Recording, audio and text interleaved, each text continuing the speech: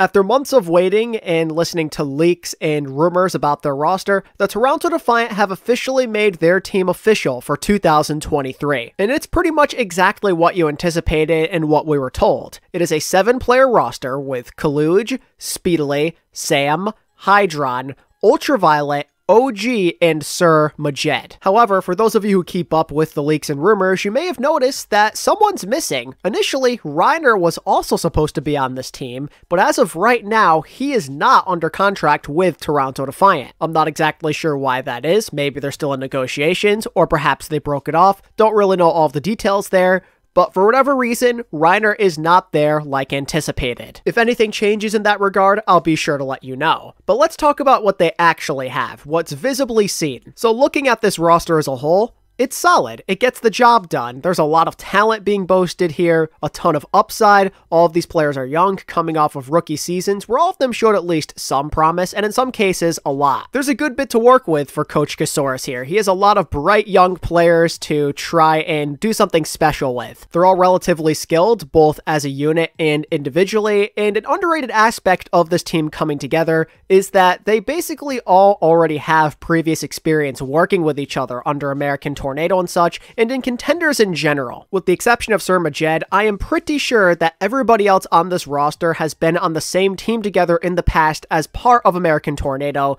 which I need not remind any of you was the most dominant team in North American contenders for the better part of a year. But don't be sleeping on Majed. He's not some sort of stranger to the rest of this roster. He's friends with most, if not all of these guys, and has previous synergy with most of them. Sam and Ultraviolet, I believe, are the only guys on this roster he has not played with before. That's a whole lot of excellent synergy and good vibes in general. This is a tight-knit group. They have a very strong bond, and that could take them pretty far. That synergy they possess could be a huge leg up over the competition, especially in the early part of the year. Don't be surprised if this Defiant team gets off to a hot start because of it. Now, synergy isn't always something that works out. Just because you found success in the past together and are good friends really doesn't mean much at this level, as your struggles could quickly become apparent if a couple of things don't go your way. Look at the Spitfire in 2021. They're in a very similar situation back then. They had the British Hurricane Corps, but it did not work out at all. They were terrible. That British Hurricane squad is just an outlier for the most part, though. It's just an example. I feel for the most part that type of synergy and experience works well for you, and it could especially be good for the Defiant because it's not like we're questioning if these guys are OWL level or not. We've already seen all of them do very well for themselves individually at this level in their rookie years. I dig it, man. I dig this American Tornado Corps. Should I call them Canadian Tornado now? I think they have a lot of potential to do some good. North America's wide open. It's pretty top heavy, but they have what it takes because of how confident they are and because of that synergy and undying trust in one another. This roster is definitely not a world beater, and I wouldn't expect anybody to consider them to be a title contender, but if a few things go their way and a couple of other teams maybe aren't as good as expected, I could totally see them being like top 5 in the North American standings. They have that type of upside. This is a group of young, bright-minded, confident individuals. With a year of experience under their belts and playing with all teammates that they completely trust, they could improve. It's honestly possible. When you play on the same wavelength and you have total trust in your teammates, the game becomes totally different and it opens up a lot of different things for you. And I'm a big fan of who they have coaching them too. Kasoris is a very smart guy who has proven himself over and over again on Atlanta Reign and San Francisco Shock throughout the years, and regardless of how things go, he definitely does deserve this type of promotion. I like what they're working with here. I don't think any of these players you can really hate on. Even if they don't get Reiner, Kaluj is still a reliable option at the tank position. There might be some things he's not the most comfortable on, but he's always going to improve and work hard to be consistent. We saw what he did on the Winston, and I think that'll only continue. Kaluj proved to be, in his rookie year, a high-level tank player at the Overwatch League level. Maybe there's a chance he won't be as good because it was the Shock he was playing for and the support was excellent, but I wouldn't be surprised if he still manages to stay at that type of level. He has all the talents. We've always seen it, even before he was in the Overwatch League. So if Kaluj really is the lone tank on this team, I wouldn't be that worried, Toronto fans. Your team isn't completely well-rounded, but he's certainly going to get the job done. This could especially be the case this year, as the support line he is working with has already done an excellent job of enabling him in the past. There's a lot of talent back there. Some of those guys could still be even better, like OG, for example. Maybe a little quiet at times on Atlanta terrain, but still a consistent main support option overall, and he'll do better as there's not going to be as much pressure on him to randomly play in double flex support metas now. It's great. You can have Maget and Ultraviolet play together. There'll be a deadly Bap Zen or Zen Ana combination. That'll be great. And OG kind of fills in the rest of the holes as the pure main support on the team. He's an excellent Lucio and all that great stuff. And he has previous synergy with both Ultraviolet and Sir Maget. He has played with both of them on teams at one point or another. So the synergy should be off the charts with that back line, and they have a lot of playmaking potential. Ultraviolet is just insane with hitting those sleeps with the Ana. He's shown he can play a decent Zen and everything.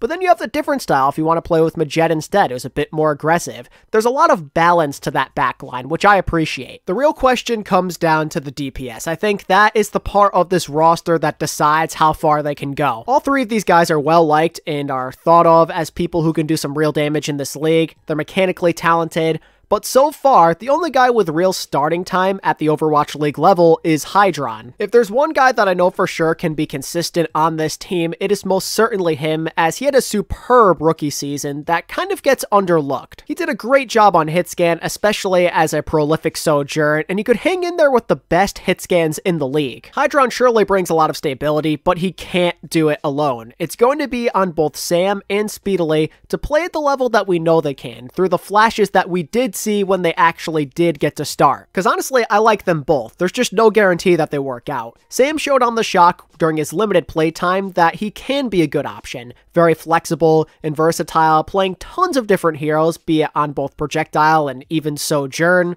And Speedily, when he did get to play for Atlanterrain after turning 18, did have his moments, especially on Genji and Echo. Speedily in particular is the guy to look out for. He's received a lot of hype over the years and is considered to be one of the most hyped up DPS prospects out of North America in recent memory. But unfortunately, his sample size on how much he's played so far is still relatively small, as he did turn 18 very late into 2022, and some people have sadly been hating on him unnecessarily as a result. They haven't seen as much as they wanted to because he's gotten so much hype, so they're immediately writing him off, which is just completely unfair. Yeah, maybe he could have done more for Atlanta last year, but give him a break. Give him another chance. Give him a full year to really try and impress you before you give up on him. I like both Speedily and Sam as players and think they can do some excellent things in this league. My question is, can they consistently be reliable so it's not always on Hydron? I think in general, they should be okay because of that talent and because their hero pools are pretty well rounded. This team can play most things well, but they can't cover everything. There are some cracks in their game that could show, especially if we see like a double hit scan meta or like a Tracer plus a hit scan.